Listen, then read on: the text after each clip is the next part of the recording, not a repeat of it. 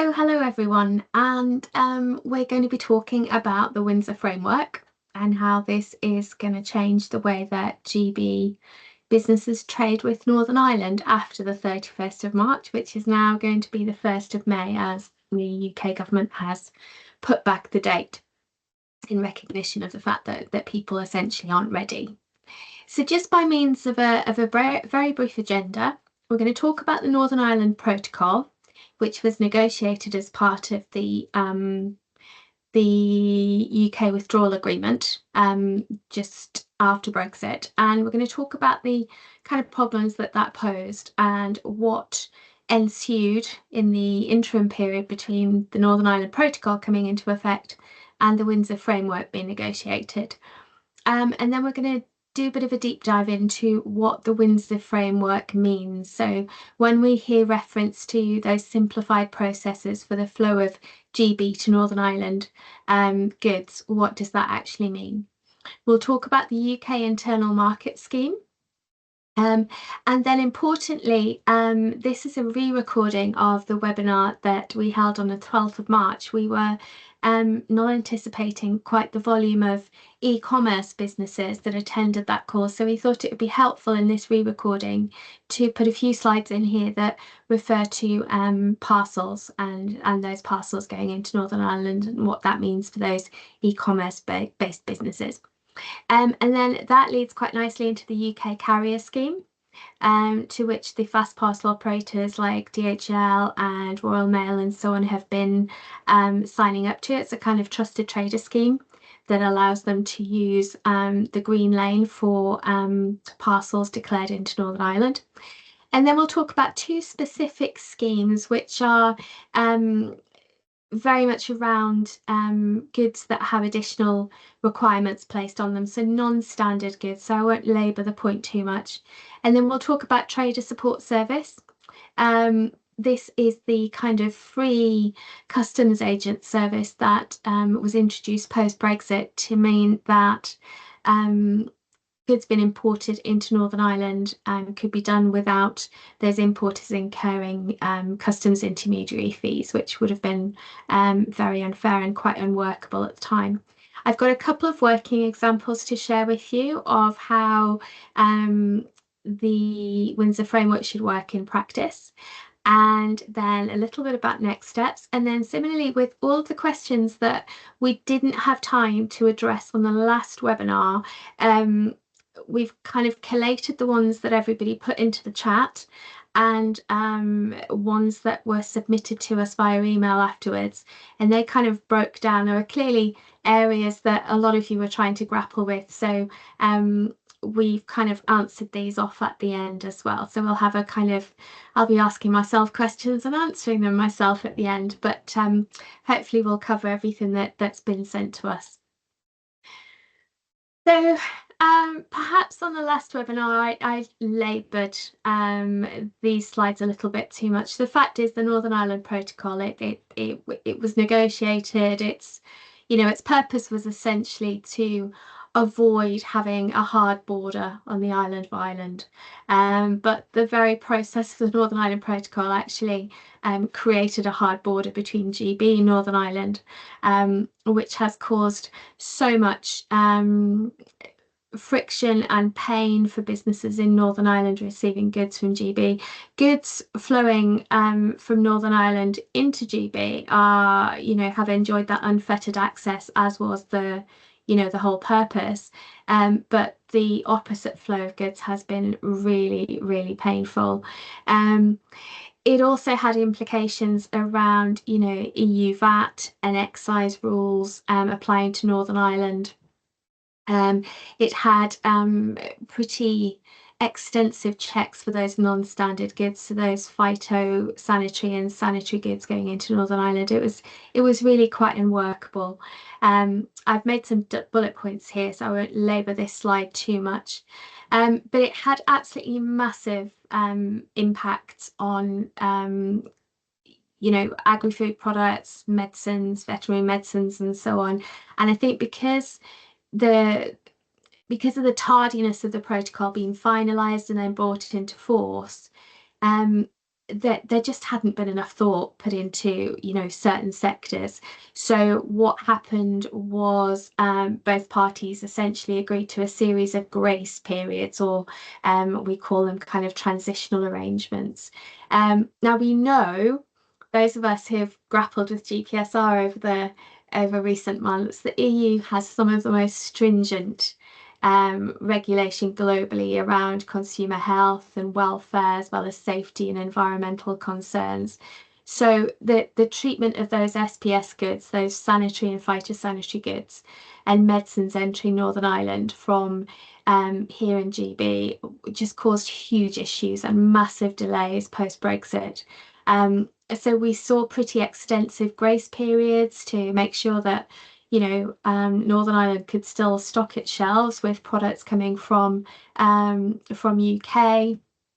Some of you may be familiar with, the sausage fiasco, whereby, Northern Ireland supermarkets couldn't get a hold of sausages and chilled meat from GB. It was a pretty nightmarish scenario. It also had impacts on, obviously, things like steel quotas and the movement of livestock and the movement of pets, all those kind of sectors that prior to Brexit, if you think, Northern Ireland and Ireland were massive markets for us here in GB, and to have something so massive placed in the way of trade between those two territories was pretty huge.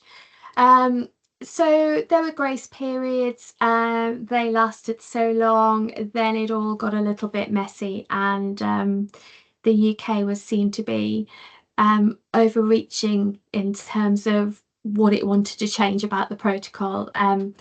Strangely enough, it issued what's referred to as a command paper, which, if you were to read the command paper and then compare it to the Windsor Framework, by and large, it's the same kind of thing. So back early in the days of the Northern Ireland Protocol being implemented, the UK was asking for what essentially we've got today, which was this notion of at-risk goods and green lanes and red lanes and so on, that would just make it so much easier for traders to comply.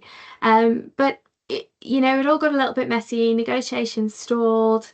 The UK started to impose unilateral grace periods, and then the EU was threatening to move forward with legal action. So it all got a little bit untenable rather, for a little while there. So I think, thankfully, there was a change of personnel at the helm of both the UK and the Commission. So we saw Rishi Sunak come in as PM in the UK, and Ursula von der Leyen as head of the Commission. And I think that just facilitated a kind of regrouping and a concerted effort to remedy a situation that, to be quite honest, had just become so untenable. I mean, when I think back to those early days, I practically come out in hives. The pain that was etched on some of our clients' faces when they couldn't move their goods, or goods were being destroyed. The amount of waste in those early post-Brexit days was horrific. So the actual Windsor Framework, the name of it comes from the fact that these two, Sunak and von der Leyen, had a meeting in Windsor, and there came about the Windsor Framework. And as I said before, strangely enough, much of what the command paper that the UK produced, much of what was being asked for in that command paper is reflected in the Windsor Framework. So we've now got a new system, or as of beginning of May, we've now got a new system of checks on goods moving from here in Great Britain to Northern Ireland. So goods from GB destined to stay in Northern Ireland will go through a green lane, and they'll have far fewer checks and controls. And then goods moving on to Ireland, or perhaps the rest of the EU, will have to go through the red lane, and they'll be subject to full customs controls and checks. But importantly, and much welcomed by certain sectors, is the checks and controls on agri-food. So those kind of like food and other agricultural products are dramatically simplified. So we've now got a situation whereby UK public health standards will apply to agri-food goods moved into Northern Ireland from GB that are going to stay in Northern Ireland. So products like the famous sausages that were prohibited. Are now permitted, and hauliers importantly carrying agri-food products now only need to make a single or have a single certificate plus a description of goods in place of the many different certificates that they previously had to show for each individual product. So that's a huge change. Also around parcels, just wanted to mention this because we know that so many of you are kind of, dealing with parcels as opposed to freight or palletized goods. So individuals sending parcels to other individuals in Northern Ireland, so that kind of like consumer to consumer, and similarly online businesses sending parcels to consumers are subject to minimal customs processes. So that's been dramatically improved. Consumer to consumer goods don't need to go through any customs processes at all. And business to consumer goods require a dramatically reduced set of data to be able to be shipped into Northern Ireland. We've also got movement on the VAT side of things. So GB, or the UK rather, has probably some of the most advantageous VAT VAT limits across the EU. So we zero rate an awful lot of our products. So a lot of food products that come into GB or previously into the UK are zero rated for VAT, as are babies' clothes and so on. And with the old Northern Ireland, the old, I can't talk, I'm wearing somebody else's teeth.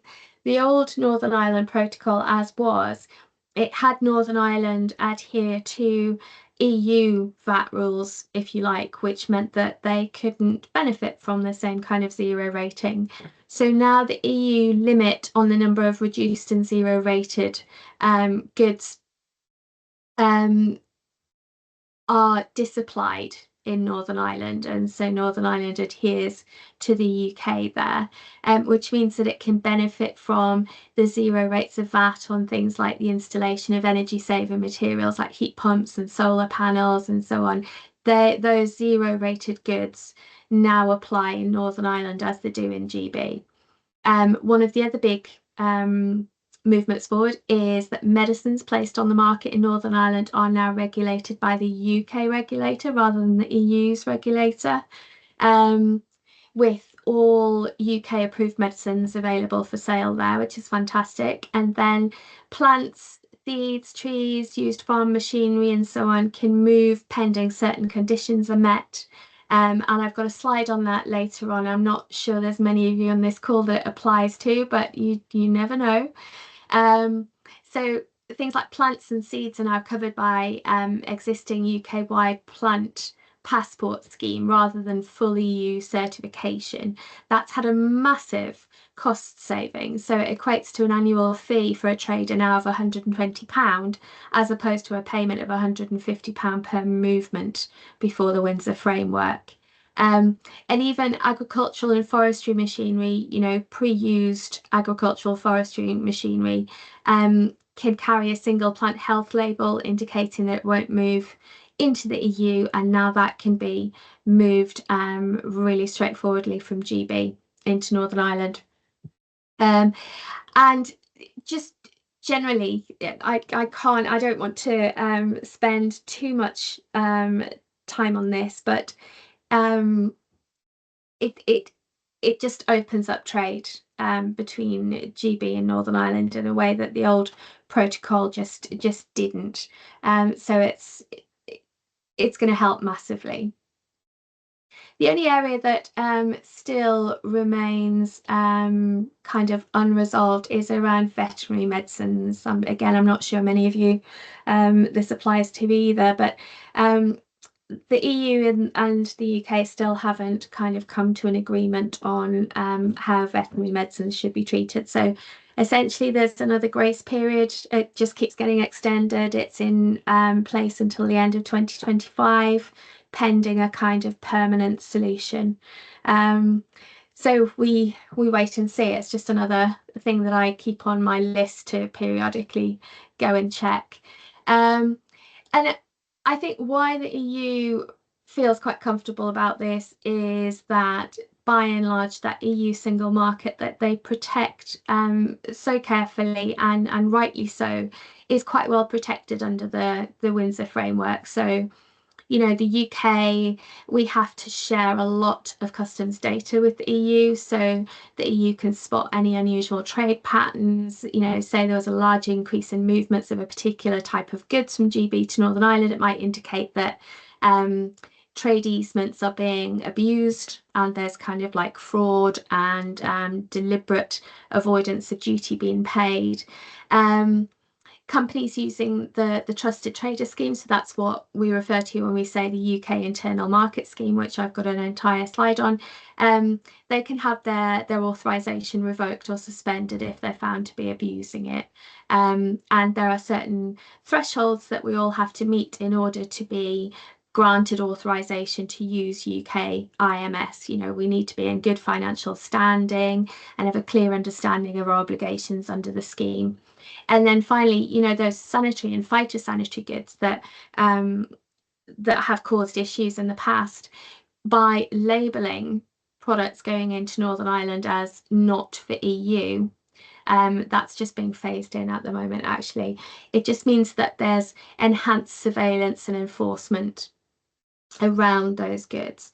And then with parcel deliveries, obviously companies like fast parcel operators that are delivering parcels into Northern Ireland will have to be, and are already, the vast majority of them, I believe, part of a trusted trader scheme that allows them to use the green lane. So they benefit from those kind of simplified procedures and those kind of freedoms, but they have a level of obligation to make sure that the parcels that are sending through, depending on what the sender has told them, that those parcels can actually use that green lane. So all in all, this is a very positive move forward and alleviates an awful lot of pain that we've seen over the last 4 and a bit years. So talking about green lanes and red lanes, I think this is the only splash of colour in these slides, actually. So essentially, the establishment of the green lane, in order to qualify, you must be, as a business, you must be part of the expanded trusted trader scheme. So those of you might be familiar with the old UK trader scheme.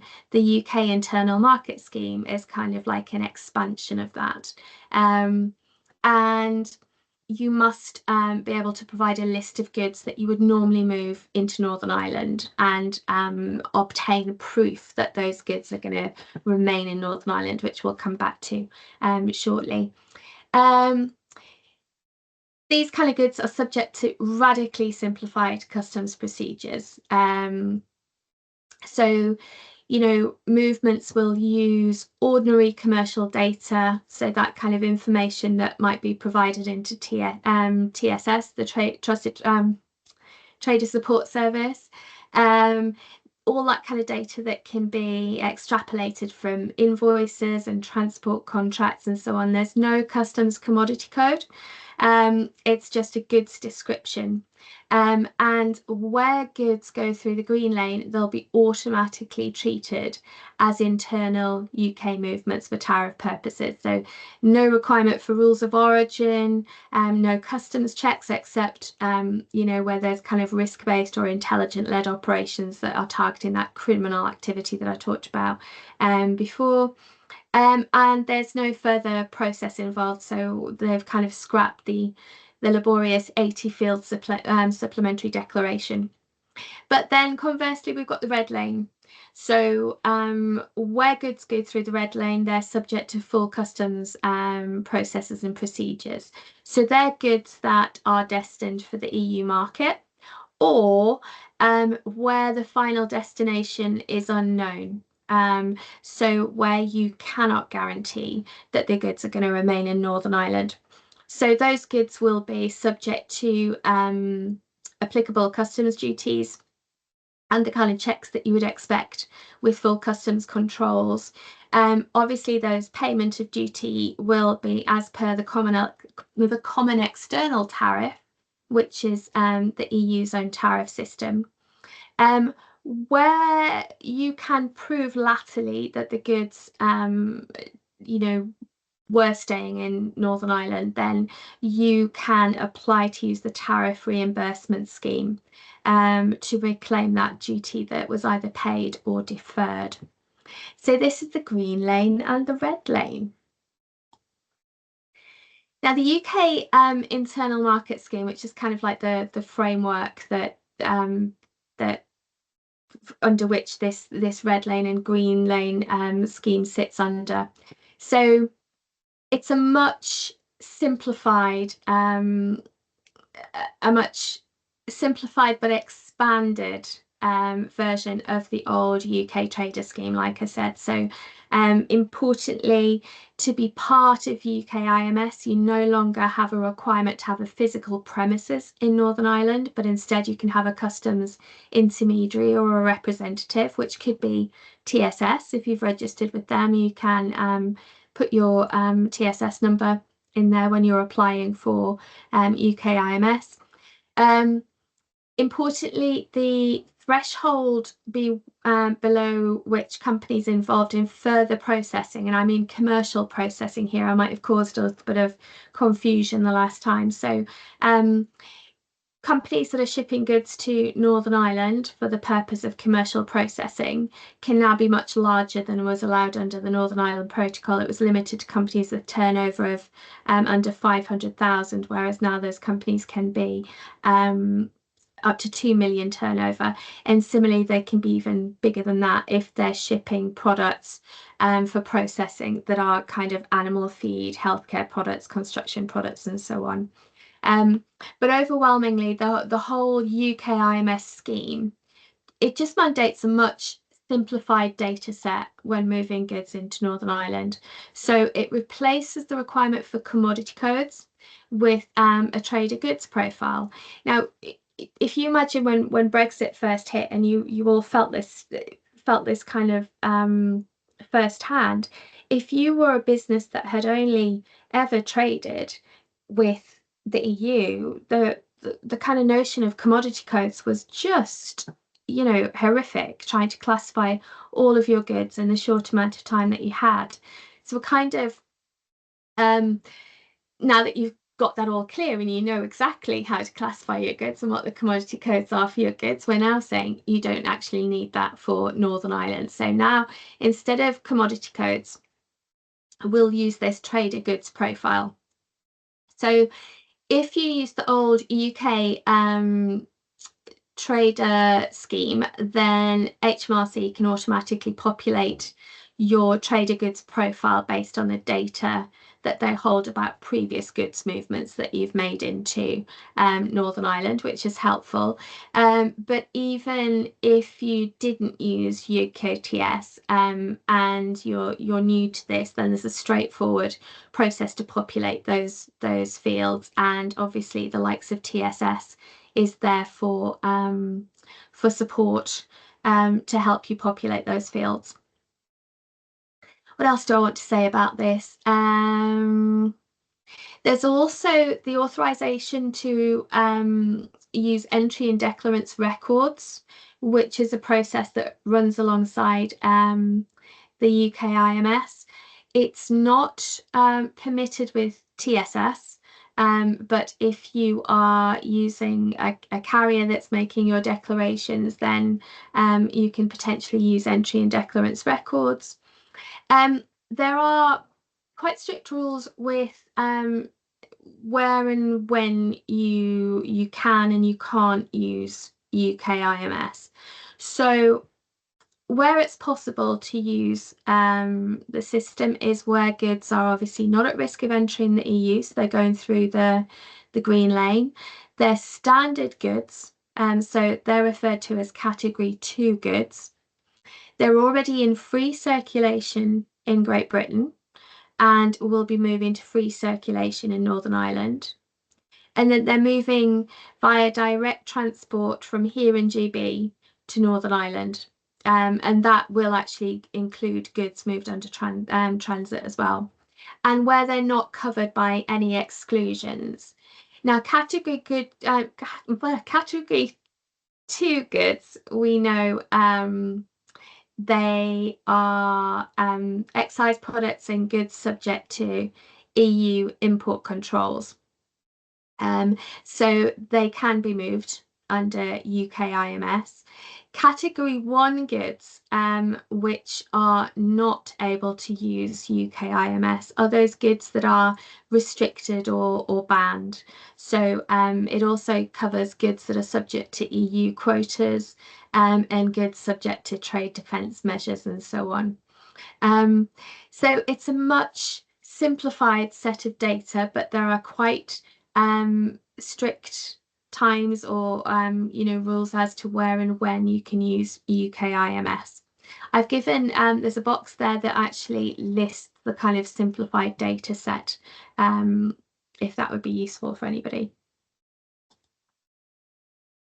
So to parcels. So this was a couple of slides that weren't included in the original webinar. So essentially, consumer to consumer parcels, they can ship without any kind of requirement at all.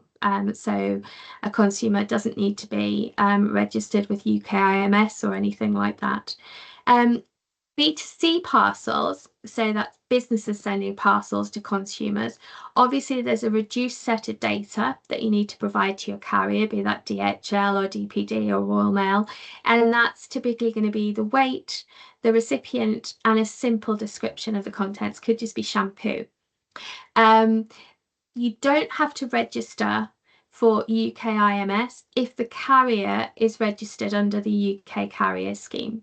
So if, say, you're shipping via Royal Mail, we know that they're registered under the UK carrier scheme. You don't need to be registered with IMS for those B2C parcels. Click and collect orders. So, when we have sometimes our Amazon parcels are delivered to a parcel locker or something like that. So technically, they're destined for a consumer, but they're shipped to a business address. They can be treated as B2C shipments as well under the Windsor Framework.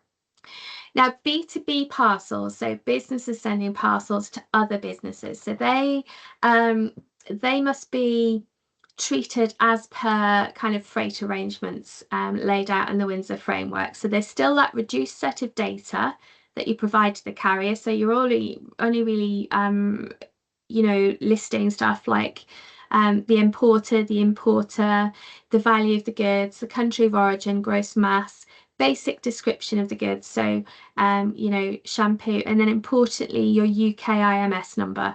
So if you're shipping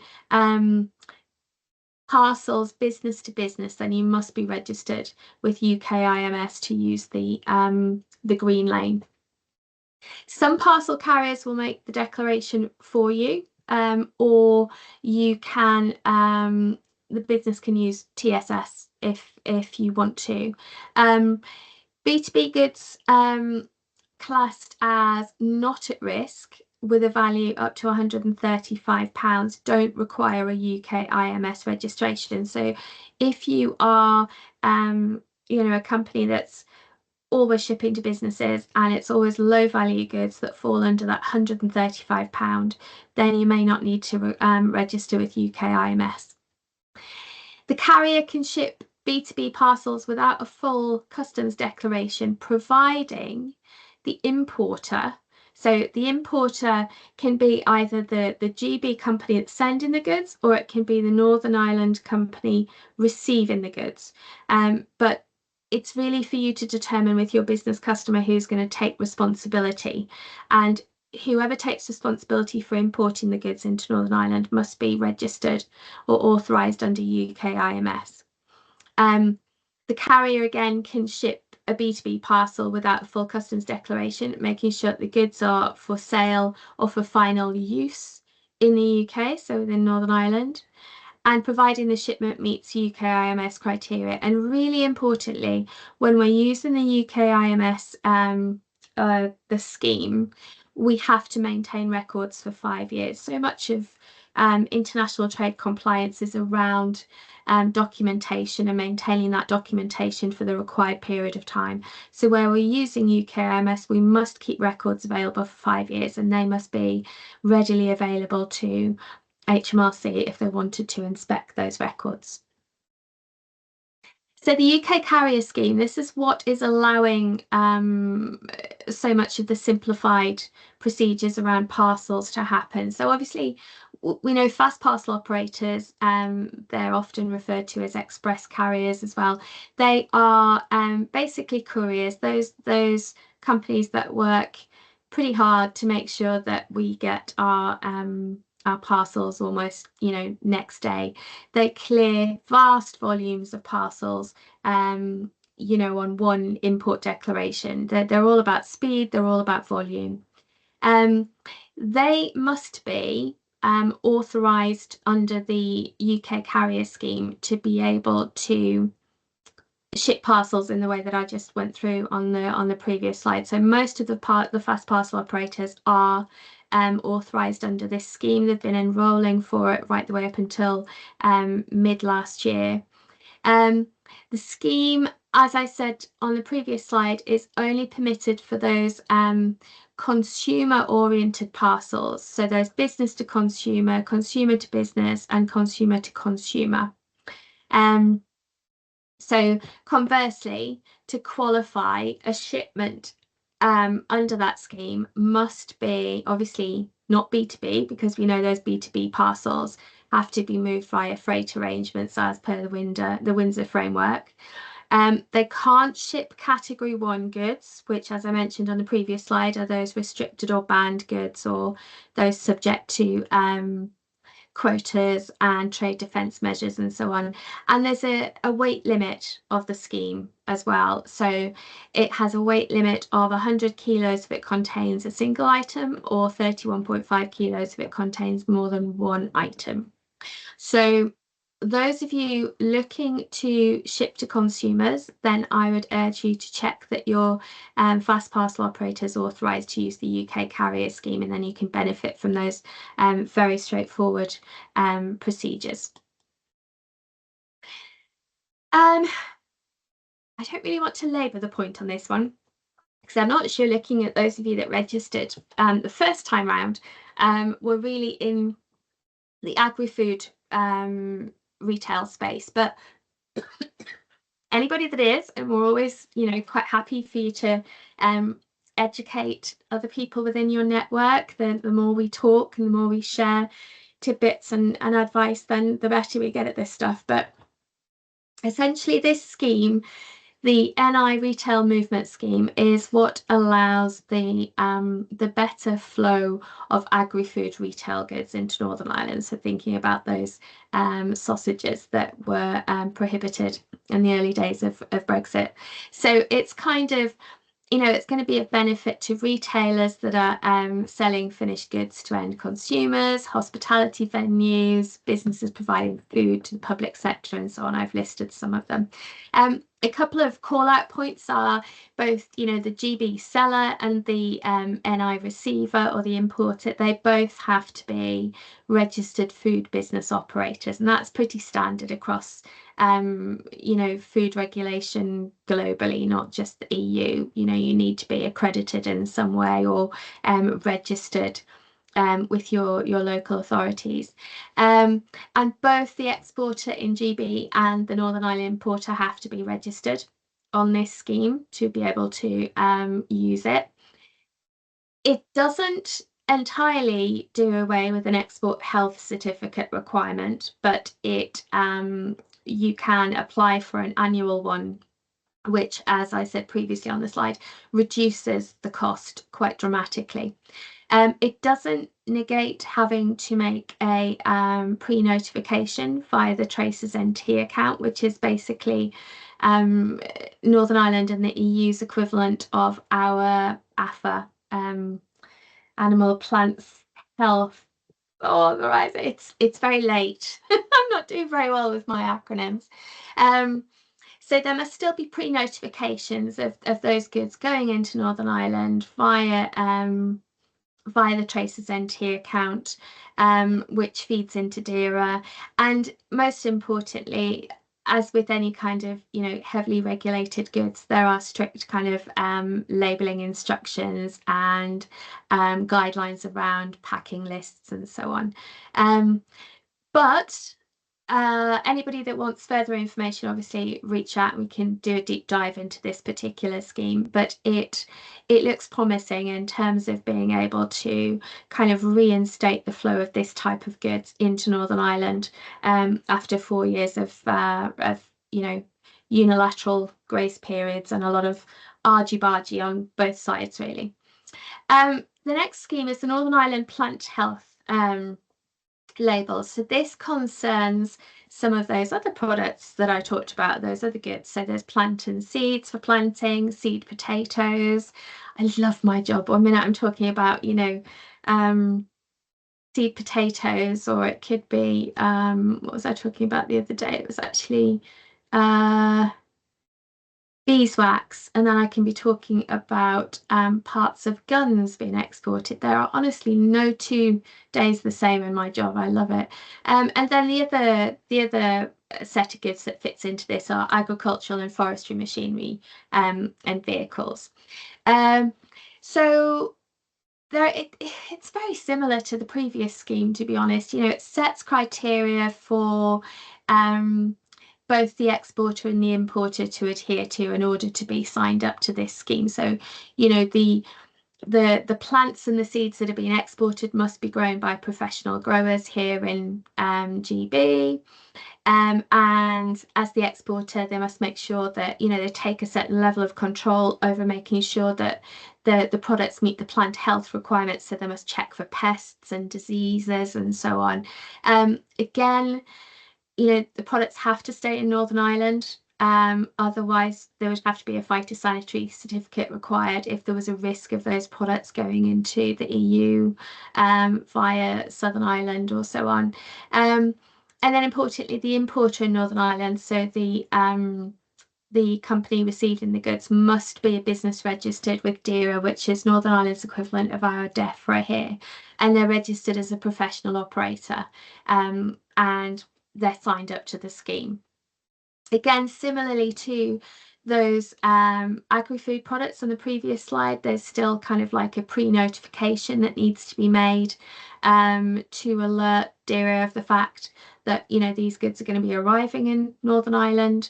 And importantly, the exporter, so the company here in GB, is subscribing to, regular APHA inspections, if you like. So, they recognise that they may be subject to an APHA inspection to make sure that everything's as it should be. And again, similarly, that labelling is really, really important. And those authorisations, they're renewed annually, but similarly, for any kind of abuse of those authorisations or any kind of misuse of them, that can equally be withdrawn, so they can be taken away as fast as they were granted, really. I want to touch on the Trader Support Service, and I don't want to, maybe when this was first recorded, it might have sounded like you have to use it. It's not. It's just a service that was brought in. It's free, it's government backed, it doesn't cost anything to use. It was brought in really to alleviate the costs that those businesses importing into Northern Ireland were going to face post-Brexit.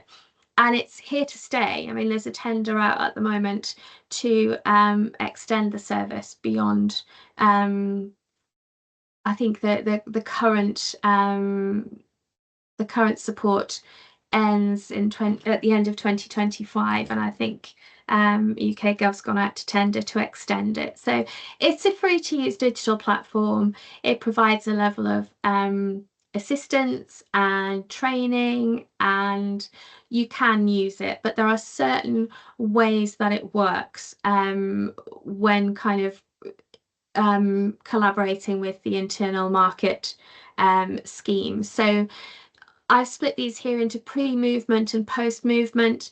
The first one is largely around the entry summary declaration, which now is mandatory.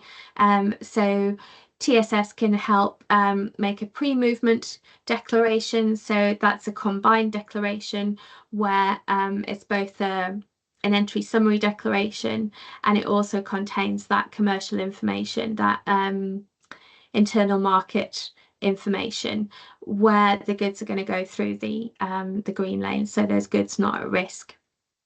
It has several different options. I got the feeling from questions that we were getting afterwards that there's not an awful lot of you that are signed up to the Trader Support Service, so I don't want to labour this point. What I would say is that some of you may be looking to join it as a means of getting UK IMS registration, and I'll go through that in the Q&A section in a little bit. But having a TSS authorization, or a TSS number rather, is a way round having to have a physical presence in Northern Ireland to be able to import goods into Northern Ireland, but I'll cover it off in a few minutes. Then I've got some working examples here. I won't labour them too much. I think the important thing to mention for both of these slides, working example 1, working example 2, is even though GB to Northern Ireland is not an international customs movement, and so Incoterms aren't required, that doesn't mean to say that all parties involved in the movement of the goods don't have to understand their roles or responsibilities. So, you know, they must understand, both the seller and the receiver, the seller and the buyer must understand their roles and responsibilities. So including the sale and the delivery terms of the goods before the movement commences, and you know, who is responsible for what, essentially. So those terms of contract need to be agreed between the exporter and the seller, or the importer stroke buyer. And that dictates who's responsible for the movement, so who has the holder of UK IMS authorization and permissions to use that.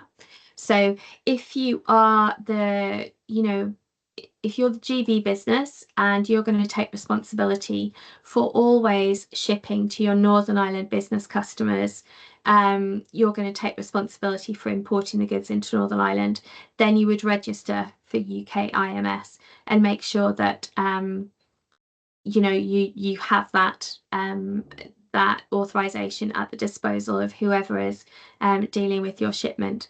So it's really important to agree who's going to be providing that IMMI, or the internal market movement information, into the TSS portal, or to whoever is going to be managing the shipment of the goods. Really important that the correct EORI numbers used from the beginning of the process, GB or XI. That EORI number must be associated with the UK IMS authorised party. So lots of things. Just because it's not an internal, just because it's not an international movement, doesn't mean to say that there don't have to be terms agreed between the buyer and the seller as to who is responsible, who's responsible for what. Here I've just given an example of a business not previously registered on the UK Traders Scheme, and they're selling standard goods to another business in Northern Ireland, and they're taking full responsibility for the movement of goods. So they are they're going to be pre-lodging the IMMI. I really can't talk. They're going to be lodging all of the information and they're going to be responsible for having the UK IMS registration. And then the second working example is a trader using the selling plants to Northern Ireland businesses for the first time. So they are non-standard goods. So this example just illustrates that kind of pre-notification that has to go in part of that shipment as well, and how that all works with the different bodies that have to see this. So obviously customs get a pre-notification of the type of shipment that's coming, both in the entry summary declaration, but also in the DIRA notification, because it's a non-standard product. So again, any questions around these kind of trade flows, or goods flows, very happy to cover those off with you. So I think in terms of next steps, it's really, obviously we talked about consumer parcel shipments, what your check with your carriers as to what is required for those. I think with the B2B parcels and the freight goods going into Northern Ireland, obtain your XI EORI number, although the GB EORI number can work. We did have some questions about EORI numbers. And the GB one can be used, although if you have an XI EORI number, it is preferred when you're applying for UK IMS.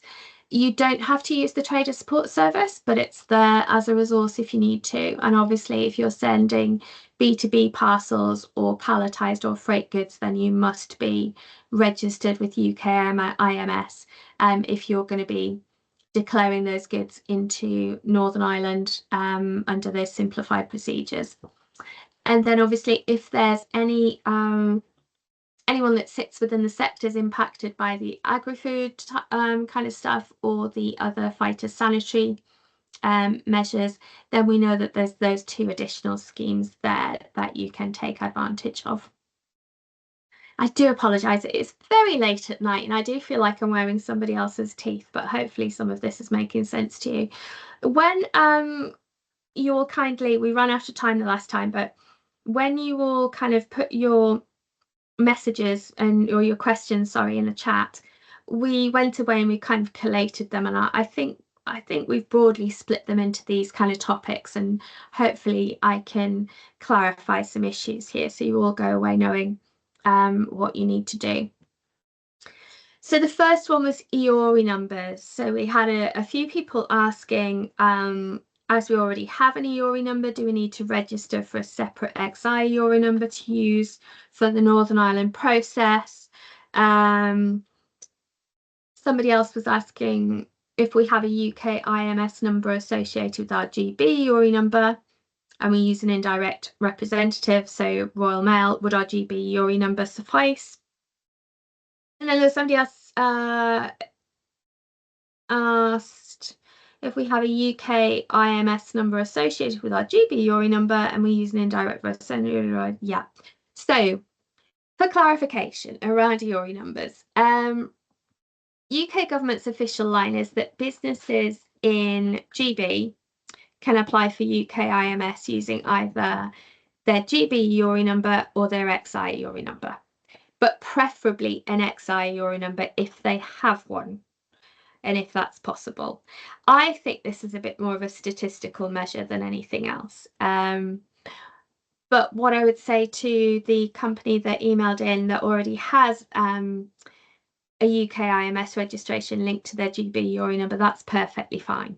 That's absolutely perfectly fine. So if you can use either. If you're in GB, you can use your GB EORI number, or you can use your XI EORI number if you already have one. Then we were asked a few questions about kind of how UK IMS impacts other EU regulations. So, companies are asking, assuming we still need to abide by the new GPSR regulation for these sales to Northern Ireland, and we have to abide by the new packaging and packaging waste regulation for these sales. Does GPSR still apply in Northern Ireland under the new Windsor Framework? What difference is there between GPSR and UKIMS? And one company is still struggling with registering for a UKIMS number because the government website says they require a registered address in Northern Ireland to move along with the application.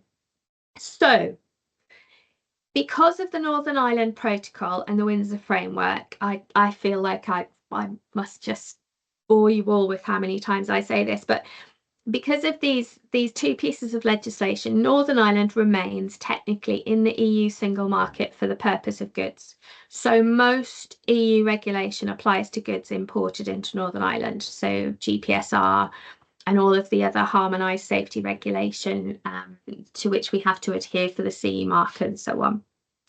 Extended producer responsibility, which was one our client mentioned, for packaging is a UK-wide reform.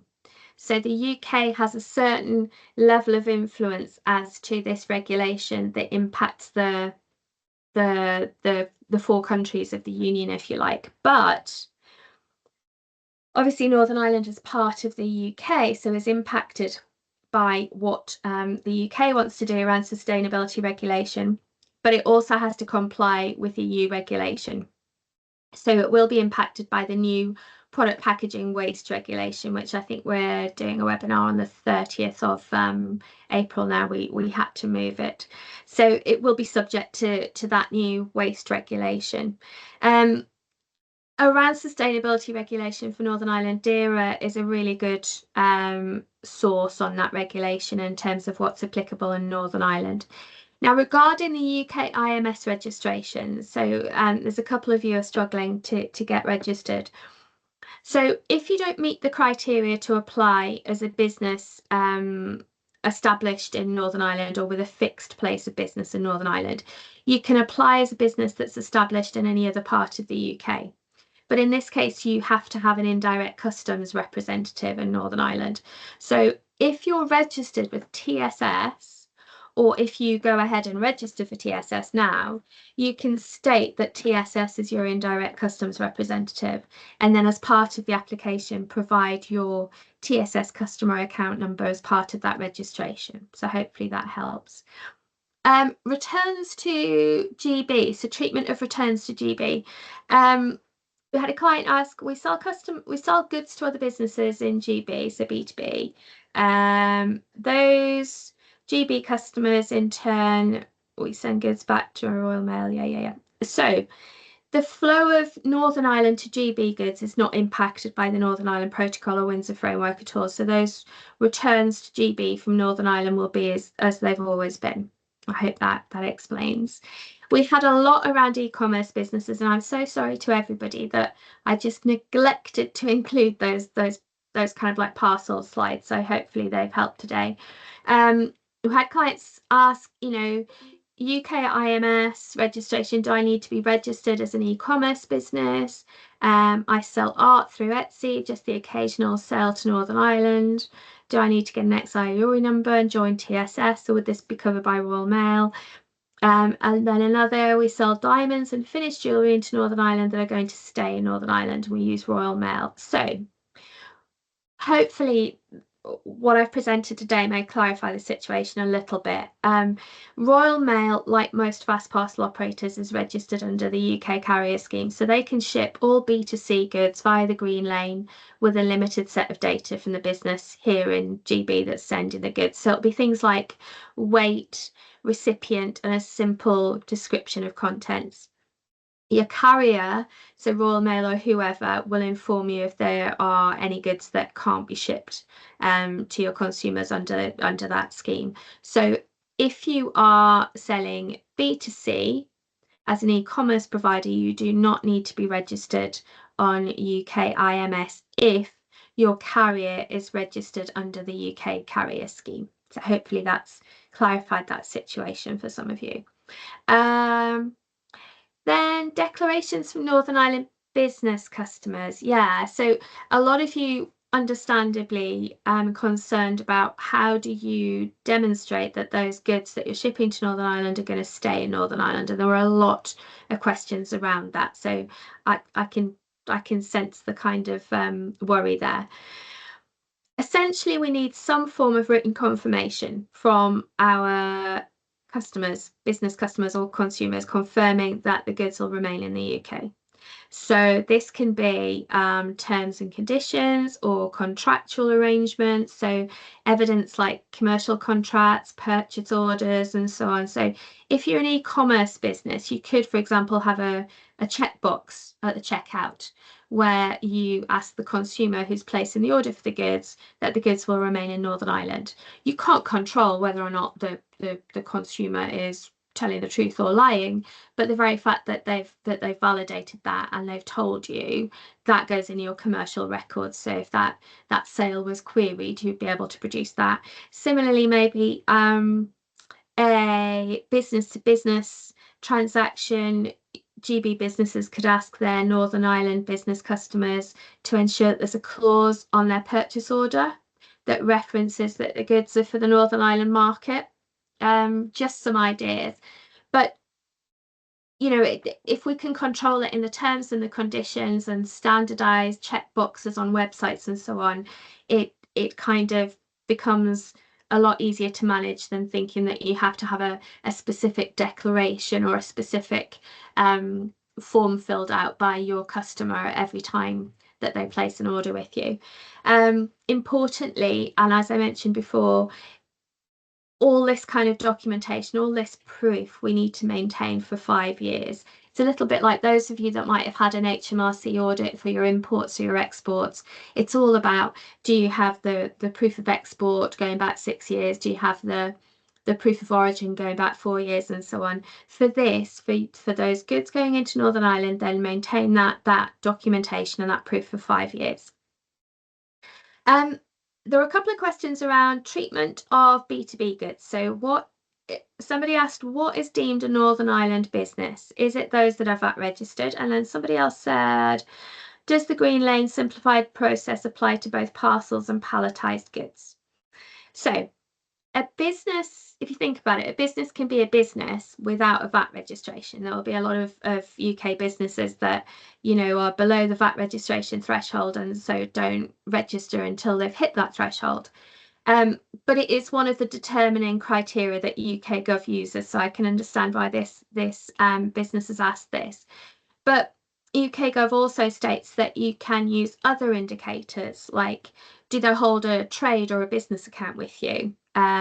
Do they have a website that you can take a look at and see that they're selling goods, they've got a trading website? Or can you tell by the nature and volume of the goods that they're purchasing from you? So it's that kind of stuff. It's very much like we do with intra-community supplies within the EU when we're determining whether the company we're selling to has a VAT registration, or are they a business entity, and so on. So it's a little bit of super sleuthing there, if it's not that straightforward and they have a VAT registration. And yes, UK IMS applies to business parcels and palletized goods. So hopefully that clarifies that. Then we had some questions around using IMS. One company said, we're a little bit confused about the 2 million figure. Is the Green Lane and the UK IMS only available for businesses which take... No, this is my fault if I didn't stress it correctly in the previous webinar. So the 2 million turnover threshold refers to companies moving goods into Northern Ireland that are subject to commercial processing.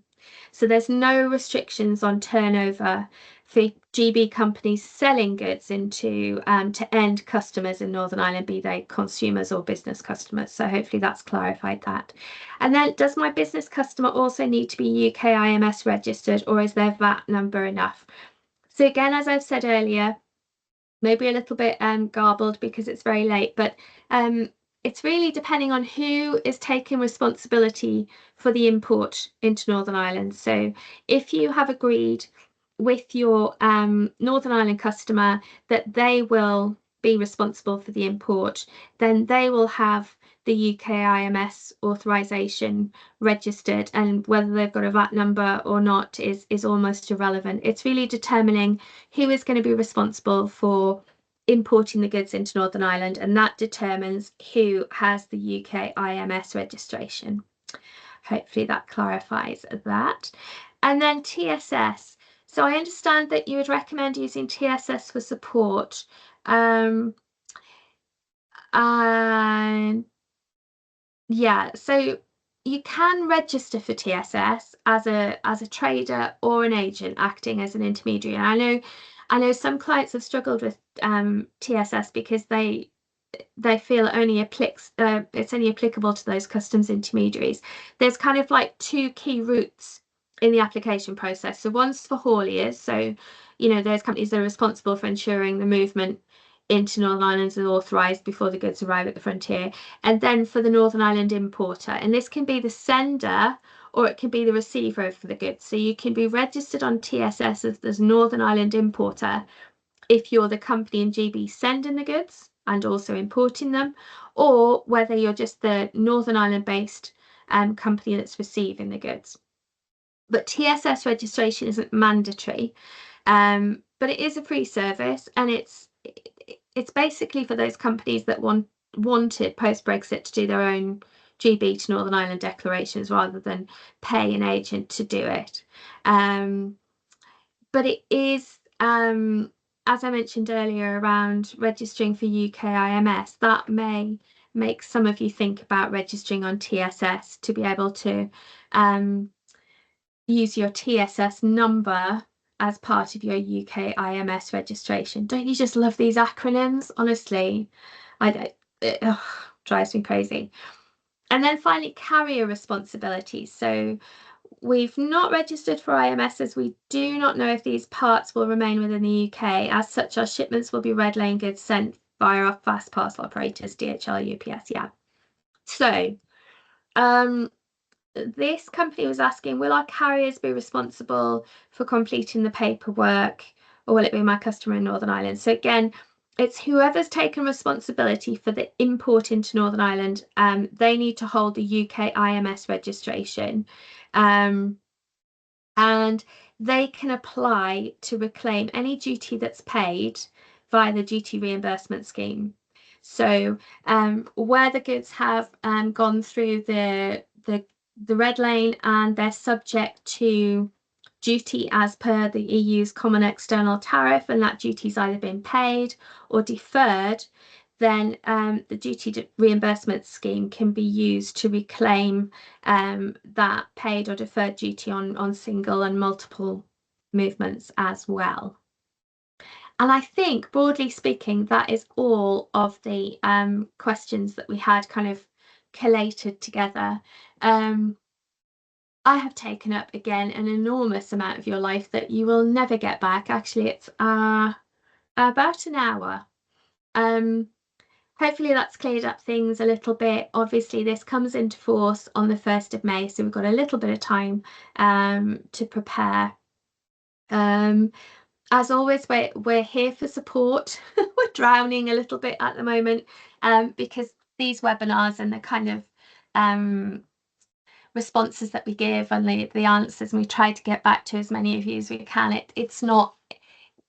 It's kind of like a free of charge service, just trying to make sure that you can carry on growing your businesses and trading with Northern Ireland and the EU. But we have other customers that are shouting at us that do help us grow our business and add to our revenue. So forgive me if we haven't been able to get back to all of you in person, but hopefully this, together with the presentation that I was a little bit more compos mentis on the 12th of March, hopefully that combined with the re-recording today has clarified the situation a little bit for you. And now I really am just waffling on because I'm so tired. So I will leave you to digest this at your leisure. The next webinar coming up is on the 16th of April, and that is on the EU's Eco Design for Sustainable Products regulation that came into force last summer, and we have this year to kind of prepare for it. That's where you've probably heard about digital product passports and so on.